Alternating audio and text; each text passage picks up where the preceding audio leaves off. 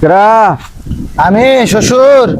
ও জামাই, ভালো আছুন শ্বশুর? এই তো আর আছে ভালোই। অনেকদিন পরে আসলা, তাহলে মেয়ে নিবে আইছো জামাই? দেখেন আব্বা, আমি তাহলে আপনার কত ভালো জামাই। 2 মাস যাবত আপনার বাড়িতে মেয়ে থুয়ে দিছি। 2 মাস ধরে আমার বাড়িতে যে মেয়ে হয়ে গেছো, কি রে ওটা আমি বুঝি না। তোমার চাইল পুরো বদরে। আব্বাকে কিছু বললেন? না কিছু কই নাই। নাও তাহলে খাওয়া দাওয়া কইরা পরে যাইনি। না আব্বা, এখন আর খাওয়া দাওয়া করুন না, আমার হাতে অনেক কাজ, আমার এখনই যাইতে হবে। তাহলে আমি যাই তাহলে আব্বা, তাহলে ভালো থাকেন। আরে জামাই এখনই যাবা গা?